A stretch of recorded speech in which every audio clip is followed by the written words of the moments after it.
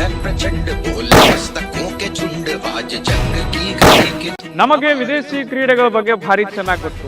ಆದ್ರೆ ನಮ್ಮದೇ ದೇಶದ ಕ್ರೀಡೆಗಳ ಬಗ್ಗೆ ನಾವು ತಿಳ್ಕೊಳ್ಳೇ ಇಲ್ಲ. ಅದು ಮರಾಠರ ಆಳ್ವಿಕೆ ಇದ್ದಂತಹ ಸಮಯ. ಅರಬ್ ದೇಶದಿಂದ ಯಾರು ಸೋಲಿಸಲಾರದಂತಹ 2 ಜನ ಕುಸ್ತಿಪಟುಗಳು ಬಂದು ಮರಾಠ ಸಾಮ್ರಾಜ್ಯದಲ್ಲಿರುವವರಿಗೆ ಸವಾಲನ್ನು ಹಾಕ್ತಾರೆ. ನಮ್ಮನ್ನ ಯಾರಾದ್ರೂ ಕುಸ್ತಿಯಲ್ಲಿ ಸೋಲಿಸೋರು ಇದಾರಿಯೇ ಅಂತ.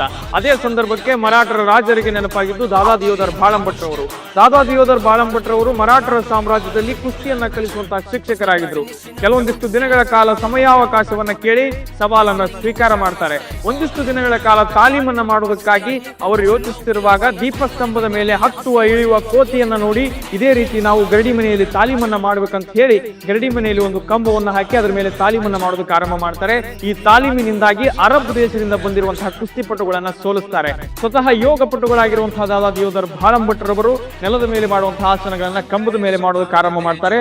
ಅದುವೇ ಮಲ್ಲಕಂಬವಾಗಿ ರೂಪುಗೊಳ್ಳುತ್ತದೆ.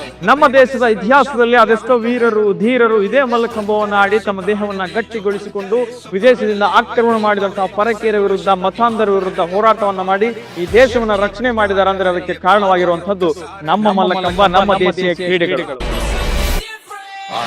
है प्रचंड बोले मस्तकों के झुंड आज जंग की घड़ी के तुम हार दो